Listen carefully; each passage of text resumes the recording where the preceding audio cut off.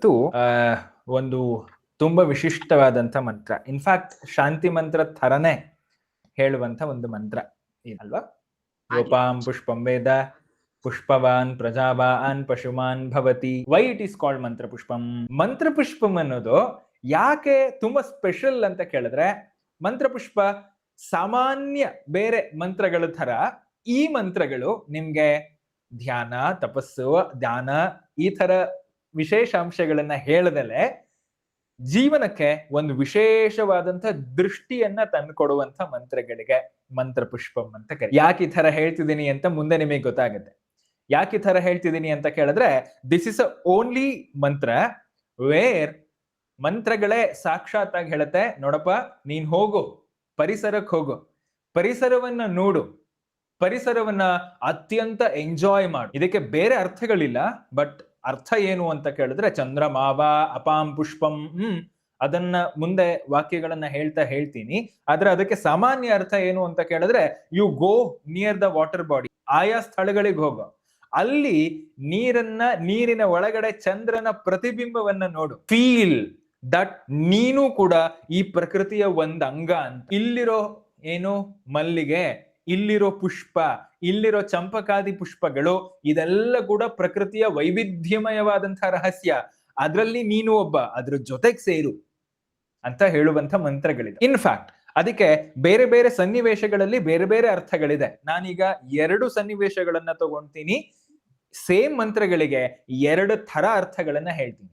So ಹಾಗಾಗಿ B most cautious. So ಹಾಗಾಗಿ ಪ್ರತಿಯೊಂದು ಮಂತ್ರಗಳಿಗೆ ಅಫ್ಕೋರ್ಸ್ 3 ತರ ಅರ್ಥ ಇದೆ ಅಂತ ನಾವು ಸಾಮಾನ್ಯವಾಗಿ ಹೇಳ್ತೀವಲ್ಲ. ಏನರ್ಥ? ಆದಿ ಭೌತಿಕಾರ್ಥ, ಆದಿ ದೈವಿಕಾರ್ಥ, ಆಧ್ಯಾತ್ಮಿಕಾರ್ಥ ಅಂತ.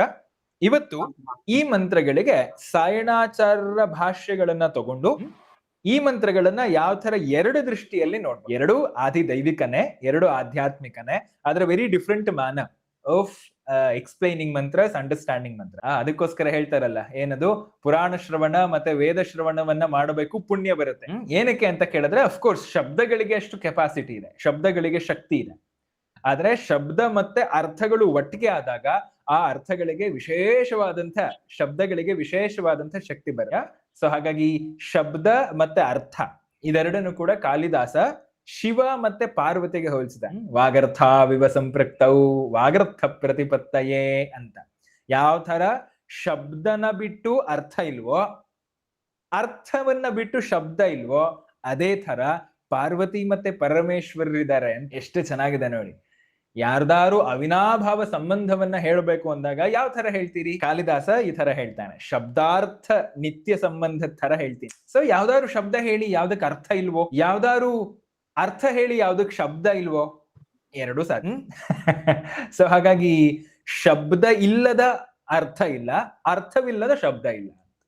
ಸೊ ಹಾಗಾಗಿ ಇದೆರಡು ಕೂಡ ಅತ್ಯಂತ ನಿತ್ಯ ಸಂಬಂಧ ಎರಡಕ್ಕೂ ಇರುವಂತದ್ದು.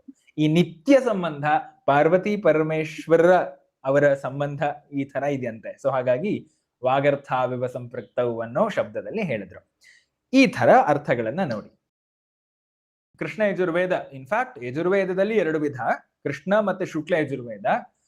ಕೃಷ್ಣ ಯಜುರ್ವೇದದ ಮೊದಲನೇ ಚಾಪ್ಟರ್, ಆರಣ್ಯಕದ ಮೊದಲನೇ ಅಧ್ಯಾಯವನ್ನ ಅರುಣ ಪ್ರಶ್ನ ಅಂತ ಕರಿತೀವಿ. 4 ತರ ವಿಭಾಗ ಮಾಡಿದ್ರೆ ಪ್ರತಿಯೊಂದು ವೇದದಲ್ಲಿ 4 ಭಾಗಗಳು ಬರುತ್ತೆ.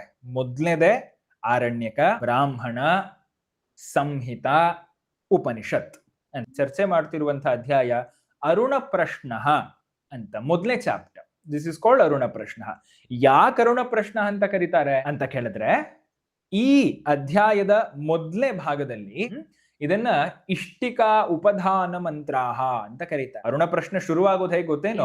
ಆಪಮಾಪ ಮಪಸ್ಸರಾಂ ಅಪಹ ಸರ್ವಾಹ ಅಸ್ಮಾದಸ್ಮಾದಿತೋ ಮುತಃ ಅಗ್ನಿರ್ವಾಯುಶ್ಚ ಸೂರ್ಯಶ್ಚ ಸಹಸಂಚ ಸ್ಕರರ್ಧಿಯ ವಾಯುವಶ್ವಾರಶ್ಮಿಪತಯಃ.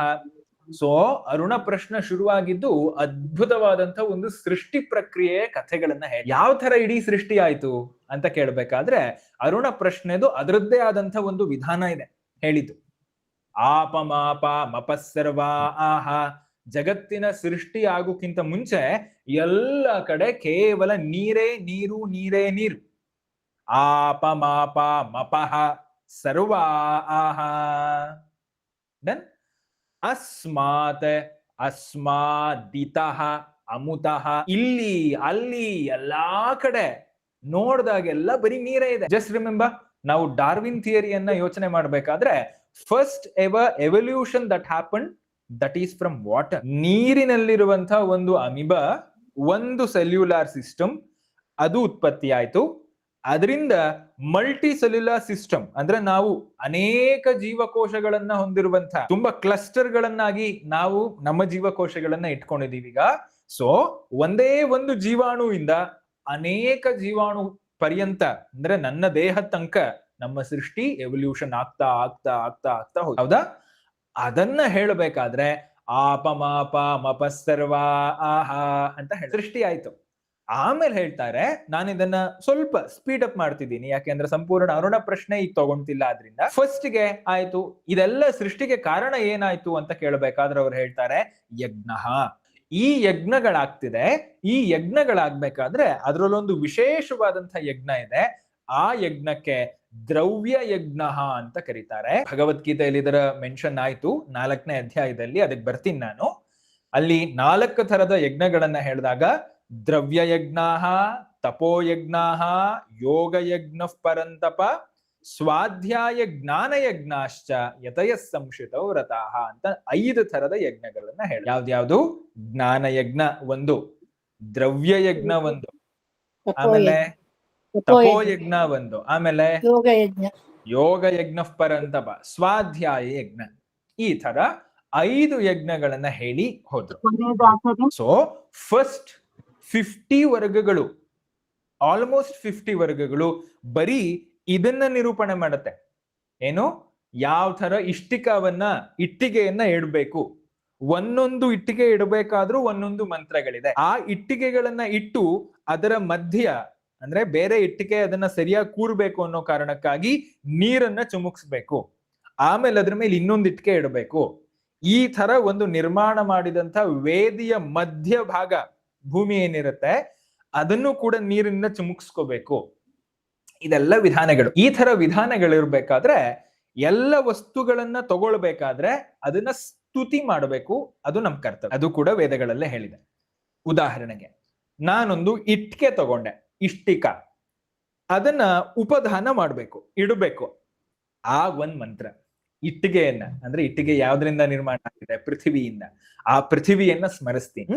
ಆ ಇಟ್ಟಿಗೆಯನ್ನ ಇಟ್ಟಾದ್ಮೇಲೆ ನೀರ್ ಹಾಕ್ಬೇಕು. ನೀರನ್ನ ಮುಟ್ಟೋಕ್ಕಿಂತ ಮುಂಚೆ ಅದನ್ನ ಸ್ಮರಣೆ ಮಾಡ. ಸೊ ಹಾಗಾಗಿ ಇದೆಲ್ಲ ಮಂತ್ರಗಳು ಬರುತ್ತೆ. ಈ ಮಂತ್ರ ವಿಶೇಷವಾಗಿ ಯಾವುದು? ನಮ್ಮ ಯೋಪಾಂ ಪುಷ್ಪಂ ವೇದ ಅಂತ ಹೇಳ್ತೀವಲ್ಲ, ಮಂತ್ರ ಪುಷ್ಪ. ಈ ಮಂತ್ರ ಆಪಹ ಅಂದ್ರೆ ನೀರನ್ನ ಪ್ರಶಂಸನೆ ಮಾಡೋಕ್ಕೋಸ್ಕರ ಇರುವಂತ ಮಂತ್ರ. ಸೊ ಯಜ್ಞದ ಸಂಪೂರ್ಣ ಕಲ್ಪನೆ ಮಾಡ್ಕೊಳ್ಳಿ ನೀವು, ಯಜ್ಞ ಯಾವ ತರ ನಡೀತಾ ಇದೆ. ಈ ಯಜ್ಞ ನಡಿಬೇಕಾದ್ರೆ ನಿಮ್ಗೊಂದು ನೀರಿನ ಅವಶ್ಯಕತೆ ಇದೆ. ಆ ಆಪಹ ಇದು ಸಾಮಾನ್ಯ ನೀರಲ್ಲ. ಹೇಳ್ತಾರೆ ಇಲ್ಲಿ ಈ ಆಪಹ ನೀರೇನಿದೆ ಅದೇ ಜಗತ್ತಿನ ಸೃಷ್ಟಿಗೆ ಕಾರಣ. ಆಪ ಮಾಪ ಮಪಸ್ಸರ್ವ ಆಹ. ಸೊ ವಾಕ್ಯ ಶುರುವಾಗಿದ್ದೆ ಅದರಿಂದ, ಅರುಣ ಪ್ರಶ್ನೆ ಶುರುವಾಗಿದ್ದೆ ಅದರಿಂದ, ನೀರಿನ ಪ್ರಶಂಸೆಯನ್ನ ಮಾಡೋದಕ್ಕೆ. ಅದನ್ನೇ ಮುಂದುವರಿಸ್ತಾ ಅರುಣ ಪ್ರಶ್ನೆಯ ಮಂತ್ರ ಪುಷ್ಪ ಭಾಗ ಯಾವ್ದಿದೆ ಆ ಮಂತ್ರ ಪುಷ್ಪ ಭಾಗದಲ್ಲಿ ನೀರಿನ ಪ್ರಶಂಸೆಯನ್ನ ಯಾವ ತರ ಮುಂದುವರಿಸ್ತಾರೆ ಅದನ್ನ ಕಾಂಟೆಕ್ಸ್ಟ್ ಅರ್ಥ ಆಯ್ತಾ? ಯಾಕೆ ನಾವು ನೀರನ್ನ ಪ್ರಶಂಸೆ ಮಾಡ್ತಿದೀವಿ ಅಂತ? ಹೋಮವನ್ನ ಮಾಡ್ತಿದೀವಿ, ಯಜ್ಞವನ್ನ ಮಾಡ್ತಿದೀವಿ, ಯಜ್ಞದ ಭಾಗಗಳನ್ನಾಗಿ ಇಟ್ಟಿಗೆ ಇಡ್ತಿದೀವಿ. ಇಟ್ಟಿಗೆಗಳನ್ನ ಸರಿಯಾಗಿ ಒಂದು ದಿಕ್ಕಿನಲ್ಲಿ ಇಡಬೇಕಾದ್ರೆ, ಗಟ್ಟಿಯಾಗಿ ಇಡಬೇಕಾದ್ರೆ ನೀರಿನ ಅವಶ್ಯಕತೆ ಇದೆ. ಆ ನೀರು ಯಜ್ಞದ ಬೇರೆ ಬೇರೆ ಅಂಗಗಳಿಗೆ ವಿನಿಯೋಗ ಆಗುತ್ತೆ. ಸೊ ಹಾಗಾಗಿ ಆ ನೀರನ್ನ ಆಪಹ ಅಂತ ಕರಿತೀವಿ ಸಂಸ್ಕೃತದಲ್ಲಿ. ಅದನ್ನ ಪ್ರಶಂಸೆ ಮಾಡುವಂತ ಮಂತ್ರಗಳಿಗೆ ಯೋಪಾಂ ಪುಷ್ಪಂ ವೇದ ಪುಷ್ಪವಾನ್ ಪ್ರಜಾವಾನ್ ಪಶುಮಾನ್ ಭವತಿ. ಸಮ್ಯಕ್. ಸೊ ಇಲ್ಲಿ ಮಂತ್ರ ಪುಷ್ಪದಲ್ಲಿ ನಾವು ವಾಕ್ಯಗಳನ್ನು ನೋಡದೋ ತರ ಅರ್ಥ ಇರಲ್ಲ, ಅದಕ್ಕೆ ಬೇರೆದೇ ಅರ್ಥ ಇರಲ್ಲ. ಫುಲ್ ಆಫ್ ಸಿಂಬಾಲಿಸಮ್ ಮಂತ್ರ ಪುಷ್ಪದಲ್ಲಿ. ಒಂದು ವಾಕ್ಯ ಅದು ಬೇರೆದನ್ನೇ ಸಿಂಬಲ್ ಆಗಿ ಅಥವಾ ಬೇರೆದನ್ನೇ ಸೂಚಿಸ್ತಾ ಇರುತ್ತೆ. ಆ ಥರ ವಾಕ್ಯಗಳನ್ನ ಹೇಳಿದ್ದಾರೆ ಮಂತ್ರಪುಷ್ಪದಲ್ಲಿ. ಅದನ್ನೆಲ್ಲ ಈಗ ನಿಧಾನಕ್ಕೆ ನೋಡ್ತಾ ಹೋಗೋಣ, ಕೆದಕ್ತಾ ಹೋಗೋಣ. ಎಷ್ಟು ಚೆನ್ನಾಗಿದೆ ಸಾಯಣಾಚಾರ್ಯರ ಭಾಷ್ಯದ ಜೊತೆಗೆ ಈ ಮಂತ್ರಗಳಿಗೆ, ಈ ವಾಕ್ಯಗಳಿಗೆ ಏನರ್ಥ ಇರಬಹುದು ಅನ್ನೋದನ್ನ ಗ್ರಹಣೆ ಮಾಡ್ತಾ ಮಂತ್ರಪುಷ್ಪಂ. ಓಕೆ, ಇಲ್ಲಿದೆ ನೋಡಿ, ಇಲ್ಲಿ ಹೇಳ್ತಾರೆ ಆಚಾರ್ಯರು, ಏತಾವತ್ಸು ಅನುವಾಕೇಶು ಉಪಧಾನ ಮಂತ್ರಾಹ ಪ್ರಾಯೇಣ ಅಭಿಹಿತಾಹ. 22ನೇ ವರ್ಗದ ತನಕ ನೀವು ಹೇಳಿದ್ರಲ್ಲ ಎಷ್ಟನೇ ವರ್ಗ ಅಂತ, 22ನೇ ವರ್ಗದ ತನಕ, 21ನೇ ವರ್ಗದ ತನಕ ಏನ್ ಹೇಳಿದ್ರು ಈ ವಾಕ್ಯಗಳಲ್ಲಿ? ಏತಾವತ್ಸು ಅನುವಾಕೇಶು, anuvaka is a chapter, anuvaka is a section. ಇಷ್ಟು ಮಂತ್ರಗಳಲ್ಲಿ ಏನ್ ಹೇಳಿದ್ವಿ? ಉಪಧಾನ ಮಂತ್ರಾಹ ಪ್ರಾಯೇಣ ಅಭಿಹಿತಾಹ. ಉಪಧಾನ ಮಂತ್ರ ಅಂತ ಹೇಳಿದ್ರೆ, ಉಪಧಾನಂ ಅಂತ ಹೇಳಿದ್ರೆ ಇರಿಸುವಿಕೆ, ಪ್ಲೇಸಿಂಗ್, ಅದನ್ನ ಉಪಧಾನಂ ಅಂತ ಕರೀತಾರೆ. ಈ ಉಪಧಾನ ಮಂತ್ರಗಳು ಇದುವರೆಗೂ ಹೇಳಿದ್ವಿ. ಆದ್ರೆ ಇತಃ ಪರಂ, ಅತಃ ಪರಂ ಇಷ್ಟಕಾನಾಂ ಬ್ರಾಹ್ಮಣ ಮುಚ್ಯತೆ. ಇಷ್ಟಕಾಹ ಅಂದ್ರೇನು? ಇಟ್ಟಿಗೆಗಳು. ಇಷ್ಟಕಗಳನ್ನ ಯಾವ ತರ ಸ್ತುತಿ ಮಾಡಬೇಕು ಅದನ್ನ ಹೇಳ್ತೀವಿ ಅಂತ ಹೇಳಿದ್ರು. ಈ ತರ ಇರುವಂತ ಸನ್ನಿವೇಶದಲ್ಲಿ ಹೇಳಿದ್ರು, ಅತ್ರ ಆದೌ ಅಪಹ ಆಪಹ ಪ್ರಶಂಸ್ಯಂತೆ. ಸೊ ಈ ಸನ್ನಿವೇಶದಲ್ಲಿ ಇಟ್ಟಿಗೆಗಳನ್ನ ಇಡಬೇಕು, ಈ ಸನ್ನಿವೇಶದಲ್ಲಿ ನೀರನ್ನ, ಆಪಹ ಅನ್ನೋದನ್ನ ಪ್ರಶಂಸೆ ಮಾಡ್ತೀವಿ ಅಂತ. ಯಾವ ತರ ಪ್ರಶಂಸೆ ಮಾಡ್ಬೇಕು ಅಂತ ಕೇಳಿದಾಗ ಇಲ್ಲಿ ಹೇಳ್ತಾರೆ, ನೋಡ್ರಪ್ಪ, ಇದು ಸಾಮಾನ್ಯವಾದಂತಹ ನೀರಲ್ಲ. This water is not a common normal H2O. This is a primordial water. ಈ ನೀರಿನಿಂದ ಜಗತ್ತಿನ ಇಡೀ ಸೃಷ್ಟಿಯಾಯಿತು. ಅದ್ ಹೇಗೆ ಅಂತ ಹೇಳ್ತಾರೆ. ಈಗ ಮಂತ್ರಗಳನ್ನ ನೋಡ್ತಾ ಹೋಗೋಣ, ಗೊತ್ತಾ? ಫಸ್ಟ್ಗೆ ಯೋಪಾಂ ಪುಷ್ಪಂ ವೇದ ಪುಷ್ಪವಾನ್ ಪ್ರಜಾವಾನ್ ಪಶುಮಾನ್ ಭವತಿ. ಯೋಪಾಂ ಪುಷ್ಪಂ ವೇದ, ಇಲ್ಲಿ 2 ಪದ ಇದೆ. ಯಹ ಅಪಾಂ ಪುಷ್ಪಂ ವೇದ. ಈ ವೆರಿ ಮಂತ್ರದಲ್ಲಿ, ಇದರಲ್ಲಿ, ಈ ಶಬ್ದದಲ್ಲಿ ಯಹ ಅಪಾಂ ಪುಷ್ಪಂ ವೇದ ಅಂದ್ರೆ ಅರ್ಥ ಏನು? ಯಾರು, ಯಹ ಒನ್ ಹೂ, ಅಪಾಂ ನೀರಿನ, ಜಲದ, ಪುಷ್ಪಂ ವೇದ. ಇಲ್ಲಿ ಪುಷ್ಪ ಅನ್ನೋ ಶಬ್ದಕ್ಕೆ ಏನರ್ಥ? ನೀರಿನ ಪುಷ್ಪ ಯಾವುದು? ಹೌದು, ವೆರಿ ಗುಡ್. ನೀರಿನ ಪುಷ್ಪ ಯಾವುದು? ಲೋಟಸ್. Very good. ಅಂದ್ರೆ ನೀರಿನಲ್ಲಿ ಇರುವಂತ ಪುಷ್ಪಗಳೆಲ್ಲ ನೀರಿನ ಪುಷ್ಪ ತಾನೆ. ಹಾಗಾದ್ರೆ ನೀರಿನ ಪುಷ್ಪ ಯಾವುದು ಅಂತ ಕೇಳಿದಾಗ ಅಲ್ಲಿ ಹೇಳ್ತಾರೆ, ಇಲ್ಲಿ ನಿಜವಾಗ್ಲೂ ಪುಷ್ಪ ಅಂದ್ರೆ ಹೂ ಅಂತ ಅರ್ಥ ಅಲ್ಲ. ನಾವು ಅದ್ರ ಬಗ್ಗೆ ಮುಂದೆ ಹೇಳ್ತೀವಿ. ಏನು ನೀರಿನ ಹೂ ಯಾವುದು ಅಂತ ಕೇಳಿದ್ರೆ, it's not once again a lotus or something else, ಕಮಲ ಅಥವಾ ಬೇರೆದಲ್ಲ. ನಾವು ಮುಂದೆ ಇದ್ರ ಬಗ್ಗೆ ಡಿಸ್ಕಷನ್ ಮಾಡ್ತಿದೀವಿ. ಮುಂದೆ ಹೇಳಿದ್ರು ಚಂದ್ರಮಾವ ಅಪಾಂ ಪುಷ್ಪಂ. ಅಯ್ಯೋ, ನಾನು ನೀವು ಕಮಲ ಅಂತ ಅನ್ಕೊಂಡಿದೀವಿ. ಆದ್ರೆ ವೇದಗಳ ಪ್ರಕಾರ ಅಥವಾ ಇದರ ನಿರೂಪಣೆ ಪ್ರಕಾರ ಚಂದ್ರಮಾವ ಯಾರು? ಚಂದ್ರ, ಅವನು ನೀರಿನ ಹೂವು ಅಂತ ಹೇಳ್ತಾರೆ. ಅಪಾಂ ಪುಷ್ಪಂ ಏನ್ ಅರ್ಥ ಇದ್ರದ್ದು? ಇರ್ಲಿ, ಏನ್ ಅರ್ಥ ಅಂತ ನೋಡೋಣ. ಆದ್ರೆ ಈ ತರ ತಿಳ್ಕೊಳ್ಳೋದ್ರಿಂದ, ಯಹ ಅಪಾಂ ಪುಷ್ಪಂ ವೇದ, ಯಾರು ನೀರಿನ ಹೂವನ್ನ ತಿಳ್ಕೊಂಡ್ರೋ, ವೇದ ಅಂತ ಹೇಳಿದ್ರೆ ತಿಳ್ಕೊಂಡ್ರೋ, ಅವರಿಗೆ ಪುಷ್ಪವಾನ್ ಪ್ರಜಾವಾನ್ ಪಶುಮಾನ್ ಭವತಿ. ಅವರು ಪುಷ್ಪವಂತರಾಗ್ತಾರೆ, ಪ್ರಜಾವಂತರಾಗ್ತಾರೆ, ಪಶುಮಂತರಾಗ್ತಾರೆ ಅಂತ ಹೇಳ್ತಾರೆ. ಅಂದ್ರೆ ಏನರ್ಥ ಇದ್ರದ್ದೆಲ್ಲ? ಅವರು ಯಾರು ಈ ತರ ಉಪಾಸನೆಯನ್ನ ಮಾಡ್ತಾರೋ, ನೀರಿನ ಹೂವನ್ನ ತಿಳ್ಕೊಂತಾರೋ, ಅವರು ಪುಷ್ಪವಾನ್. ಪುಷ್ಪವಾನ್ ಅಂತ ಹೇಳಿದ್ರೆ ಏನು? ಜಸ್ಟ್ ಇಮ್ಯಾಜಿನ್, ನಾವು ಯಾವುದೇ ಕಾರ್ಯಕ್ರಮವನ್ನ ಶುರು ಮಾಡ್ಬೇಕಾದ್ರೆ ಒಂದು ಬೊಕೆ ಕೊಡ್ತೀವಿ ಅಥವಾ ಒಂದು ಹಾರವನ್ನ ಹಾಕ್ತೀವಿ. ಹೂವು ಅಂದ್ರೆ ಏನು ಅಂತ ಕೇಳಿದ್ರೆ, ಹೂವು ಅಂತ ಹೇಳಿದ್ರೆ ಆರಂಭ ಅಂತ ಅರ್ಥ, ದ ಬ್ಯೂಟಿಫುಲ್ ಬಿಗಿನಿಂಗ್ ಅಂತ ಅರ್ಥ. ಸೊ ಹಾಗಾಗಿ ಯಾವುದೇ ಕಾರ್ಯಕ್ರಮವನ್ನ ಮಾಡ್ಬೇಕಾದ್ರೆ ಹೂ ಕೊಡೋದು ಏನರ್ಥ ಅಂತ ಕೇಳಿದ್ರೆ, ಅಫ್ಕೋರ್ಸ್ ನಾವ್ ಇನ್ಮೇಲಿಂದ ಒಂದು ಅದ್ಭುತವಾದದ್ದನ್ನ, ಒಂದು ಶುಭವಾದಂಥದ್ದನ್ನ ಆರಂಭ ಮಾಡ್ತಿದೀವಿ ಅಂತ ಅರ್ಥ. ಪುಷ್ಪವಾನ್ ಅಂತ. ಪ್ರಜಾವಾನ್ ಮುಂದೆ ಹೇಳ್ತಾರೆ ಆಚಾರ್ಯರು, ಸಂತತಿ, ಪುತ್ರ ಪೌತ್ರ ಸಂತತಿ ಉಳ್ಳವರಾಗ್ತಾರೆ. ಆಮೇಲೆ ಪಶುಮಾನ್. ಪಶುಮಾನ್ ಅಂದ್ರೇನು? ಪಶು ಅಂದ್ರೇನು? ಇನ್ಫ್ಯಾಕ್ಟ್ ಪಶುಮಾನ್ ಅಂತ ಹೇಳಿದ್ರೆ, ಹಿಂದಿನ ಕಾಲದಲ್ಲೆಲ್ಲ ಹೇಳ್ತಿದ್ರಲ್ಲ, ನಾ ಹಿಂದಿನ ಕ್ಲಾಸಲ್ಲಿ ಹೇಳಿದ್ದೆ, ಹಿಂದಿನ ಕಾಲದಲ್ಲಿ ನಮ್ಗೆ ಎಷ್ಟು ಸೈಟ್ ಇದೆ ಅನ್ನೋದ್ರ ಮೇಲೆ ನೀವು ಶ್ರೀಮಂತರಾಗಿರ್ಲಿಲ್ಲ.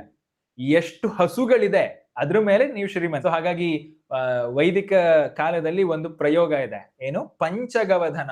ಅದರ ಅರ್ಥ ಏನು, ನೀವು 5 ಗೋವುಗಳನ್ನ ಹೊಂದಿರುವಂತ ಶ್ರೀಮಂತರು ಅಂತ ಅದರ ಅರ್ಥ. ಪಂಚಗವಧನ ಅಂತ, ದಶಗವಧನ, ಸಹಸ್ರಗವಧನ, ಇದ್ರ ಮೇಲೆ ಎಳಿತಾ ಇದ್ರು.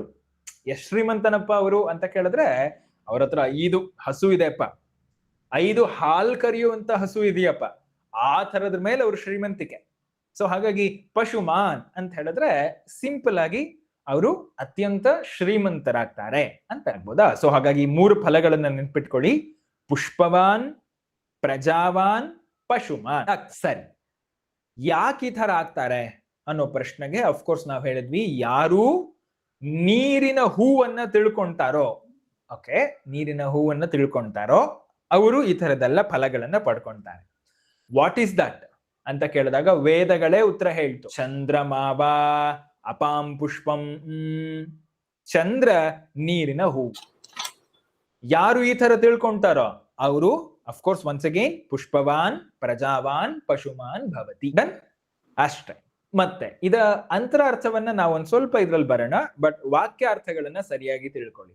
ಅದಾದ್ಮೇಲಿಂದ ಯ ಏವಂ ವೇದ, ಯಾರು ಈ ತರ ಉಪಾಸನೆಯನ್ನ ಮಾಡ್ತಾರೋ, ವೇದ ಯಾರಿಗ್ ಗೊತ್ತೋ ಈ ತರ, ಯೋಪಾಂ ಆಯತನಂ ವೇದ, ಯಾರು ಅಪಹ, ಆಪಹ ಅಂತ ಹೇಳಿದ್ರೆ ನೀರು ಅಂದರ್ಥ, ನೀರಿನ ಆಯತನವನ್ನ ತಿಳ್ಕೊಂತಾರೋ.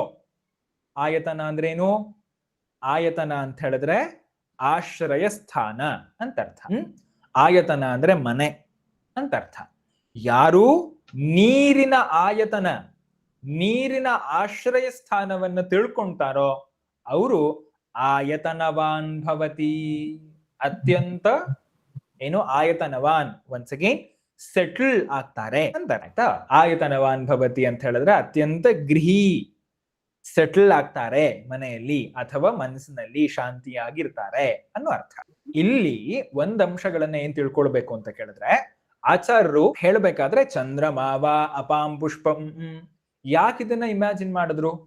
ಇದಕ್ಕೆ ಸ್ಪಷ್ಟವಾದಂತ ಭಾಷ್ಯ ಸಾಯಣಾಚಾರ್ಯರು ಬರೀಲಿಲ್ಲ, ಆದ್ರೆ ಅವರ ಪದ್ಧತಿ ಇದಾಗಿರಬಹುದು ಅಂತ ಅನ್ಸುತ್ತೆ. ಏನು, ಯಾವಾಗ ಸ್ವಚ್ಛಂದವಾದಂತಹ ಪರಿಸರದಲ್ಲಿ ವಿಹಾರ ಮಾಡ್ಬೇಕಾದ್ರೆ ಮನುಷ್ಯರು ಅಥವಾ ನಾವು, ನಮ್ಮ ಮನಸ್ಸು ಎಷ್ಟು ಆನಂದಿತವಾಗಿರುತ್ತೆ. ಸಿಟಿಲಿ ಇದ್ದು ಇದ್ದು ಇದ್ದು ಇದ್ದು ಹಾರನ್ ಕೇಳಿ ಕೇಳಿ ಕೇಳಿ ಕೇಳಿ ಒಂದು ಸಲಿ ಸಕಲೇಶ್ಪುರನೋ ಅಥವಾ ಇನ್ನೆಲ್ಲೋ ಹೋದಾಗ ಹೌ ಮೈಂಡ್ ಬಿಕಮ್ಸ್ ಫ್ರೆಶ್. ಅಥವಾ ಊರಿಗೆ ಹೋದಾಗ ಎಷ್ಟು ಶಾಂತವಾಗಿರುತ್ತೆ. ಯಾಕೆ ಅಂತ ಕೇಳಿದ್ರೆ ಅಲ್ಲಿ ಮಾತ್ರ ದ ಪ್ಯೂರೆಸ್ಟ್ ಆಫ್ ನೇಚರ್ ನಮಗೆ ಕಾಂಟ್ಯಾಕ್ಟಿಗೆ ಬರುತ್ತೆ. ಸೊ ಹಾಗಾಗಿ ನಮ್ಮೆಲ್ಲ ಪಂಚೇಂದ್ರಿಯಗಳು ದೇಹದ ಸಮೇತ ನಾವು ಅತ್ಯಂತ ರಿಫ್ರೆಶ್ಡ್ ಆಗಿರ್ತೀವಿ. ಯಾಕೆ ಅಂತ ಕೇಳಿದ್ರೆ ಅಫ್ಕೋರ್ಸ್ ಅಲ್ಲಿ ಪರಿಸರ ಇರುತ್ತೆ, ವಾತಾವರಣ ಇರುತ್ತೆ, ಅದು ನನಗೆ ಬೇಕಾದಂತ ಪರಿಸರ. ಆ ತರ ಹೇಳಬೇಕಾದ್ರೆ ಇಲ್ಲಿ ಆಚಾರ್ಯ ಹೇಳ್ತಾರೆ ಚಂದ್ರಮಾವ ಅಪಾಂ ಪುಷ್ಪಂ. ಹೋಗು ಪರಿಸರದಲ್ಲಿ, ಯಾವಾಗ ನೀರು ತಿಳಿಯಾಗಿರುತ್ತೋ ಅಲ್ಲಿ ಚಂದ್ರನ ಪ್ರತಿಬಿಂಬ ಕಾಣುತ್ತೆ. ಆ ಪ್ರತಿಬಿಂಬವನ್ನ ನೋಡಿ ತಿಳ್ಕೊಂತಾರೋ ಅವರೇ ಪುಷ್ಪವಾನ್.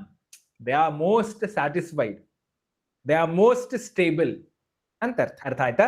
ಸೊ ಹಾಗಾಗಿ ಪರಿಸರವನ್ನ ಯಾರಿಗೆ ಅತ್ಯಂತ ಅನುಭವಿಸುವಂತ ಮಾನಸಿಕತೆ ಬರುತ್ತೋ ಆಗ ಅಲ್ಲಿ ಅದಕ್ಕಿಂತ ಸುಖ ಇಲ್ಲ ಅಂತ ಅಷ್ಟೇ. ಚಂದ್ರಮಾವ ಅಪಾಂ ಪುಷ್ಪಂ ಸಮ್ಯಕ್.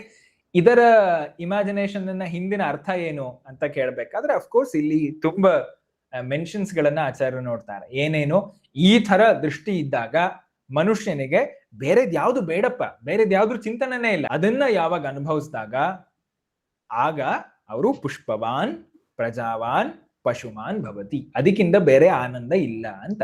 ಡನ್.